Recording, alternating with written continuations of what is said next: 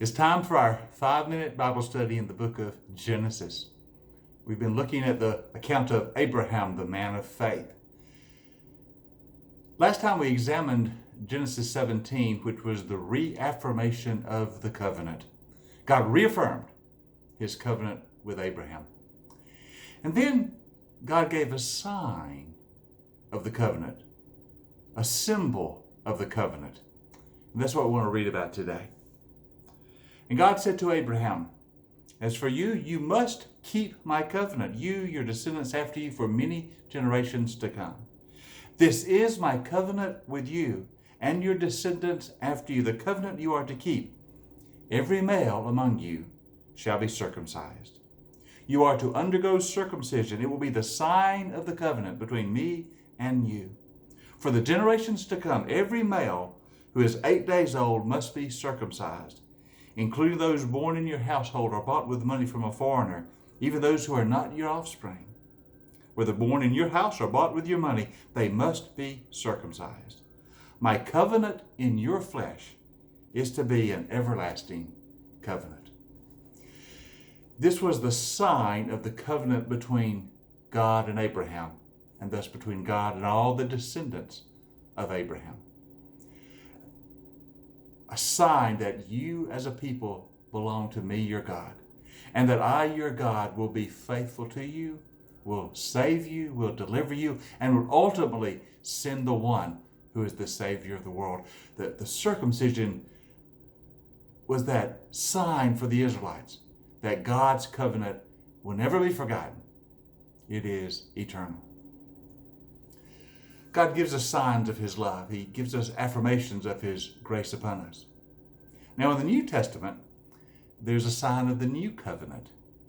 The equivalent of circumcision for the church is laid out for us in the New Testament. And the sign of the covenant in Jesus, the new covenant, the New Testament, is baptism. Baptism is that mark that we belong to God. That's why it's so important, and we stress in the church the role of baptism. It is God's sign upon us, God's remembrance to us, that we belong to him. He has committed himself to us, and in Jesus Christ, his salvation is for us. The covenant is for eternity, and our baptism is a mark that we are the people of God. One of the great heroes of the faith in history is Martin Luther, the German who began the Protestant Reformation. I've always loved Luther. I love to learn of him, to read of him. And one of the things about Luther was oftentimes in his life when he would get discouraged and when he would get depressed and concerned about the future, as we all sometimes do, Luther had a thing he would do to help himself. Luther would lay his hand upon his head and he would say to himself, "Martin, remember, you are baptized. Martin, remember, you are baptized." He was remembering his baptism. He was remembering that the sign of God's covenant was upon him, that the mark of belonging to God was on him. He was baptized. And that mark reminded him to believe, to trust in God, even in discouraging times, even in depressing times.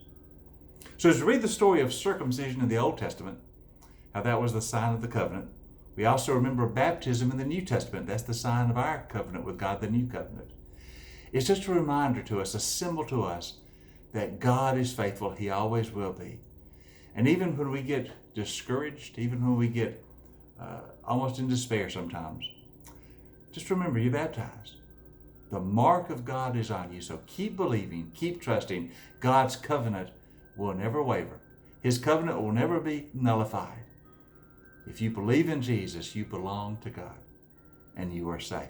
You are baptized. You are marked as belonging to God. You know, these days we've been living in with COVID-19 have been discouraging for us, I know. And sometimes we wonder if this will ever end and things will ever go back to normal. But in those times when you are discouraged, in those times when you begin to wonder what the future might hold, just remember your baptism. Remember the mark of the covenant is upon you, and it is eternal. God is faithful. He will keep his people. And as long as we live in the reality of our baptism, that is, as long as we keep believing in Jesus, We're marked as his, and we will be safe. We will be secure. All is well. For the mark of God's covenant is upon us. That mark for us is baptism. You have a great day today. Remember that you are baptized. That is, remember you belong to Jesus. You're part of the covenant family of God. All is well. I'll see you next time for our 5-minute Bible study in the book of Genesis.